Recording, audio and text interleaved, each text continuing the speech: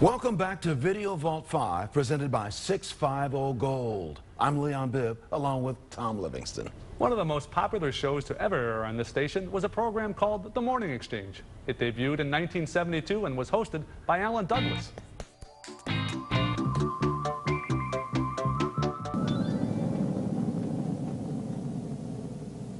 That was 10 years ago, dear friends, when the United States of America tied a few million pounds of thrust onto the hind end of Colonel John Glenn and shot him out into destiny. After 6 months on the air, Alan Douglas left to pursue a radio job in New York.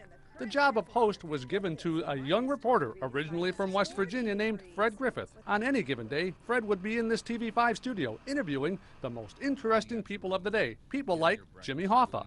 It was not long after this interview that Hoffa disappeared, never to be seen again. Hoffa had just been released from prison and talked about life behind bars. But instead of that, they put him right alongside of you. In the general You may population. reach out on one hand and touch one, or a murderer upstairs, or a man with 50 years alongside of you.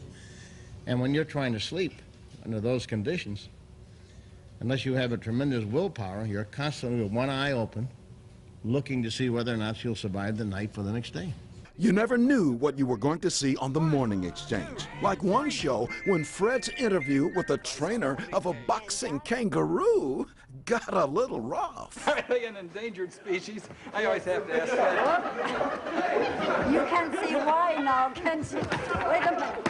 Easy. You can see why now, can't you?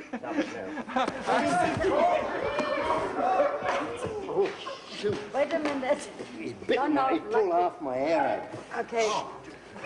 Wait a minute. Willard, behave yourself. Let's Come to SeaWorld and join us by buying a ticket, and your admission is good for You know, it's easier. It's easier to pay and get in. Fred. Huh? What have I done? All I tried to do was just straighten up my table a little bit.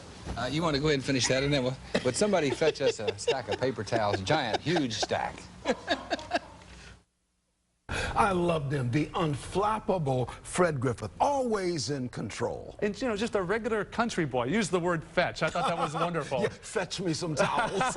Well, you know, Fred was the temporary host. When he replaced Alan Douglas, he was only supposed to fill in temporarily. 27 years of temporary work. That's how good he was in this studio. And just a wonderful guy. Saw him the other day. Just a wonderful, Great wonderful guy. Just so down to earth. And what about that kangaroo that got loose? Well, the boxing kangaroo. the kangaroo is somewhat legendary, and it seems like if you can see any blooper show in the country, that shows up on it. That was just, you know, the kind of stuff that happened in the studio. And kangaroos weren't the only famous people that showed up. It was like we had celebrities in here all the time. All the time. They were walking through or coming through because they were promoting their shows at Playhouse Square or wherever, and they appeared on TV. Well, this is before satellites, and if you wanted to get your information out, you brought the people in here. And I remember one day I walked around the curtain and I ran into Steve Allen. Not that I met him, I ran into him. Right.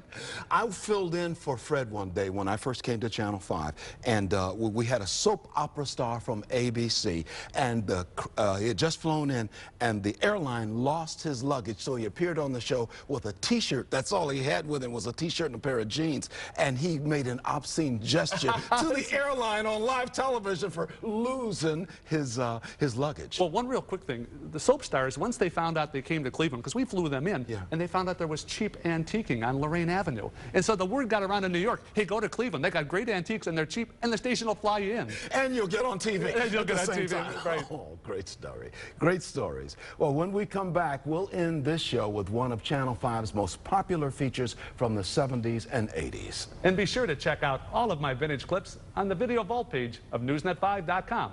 We'll be right back.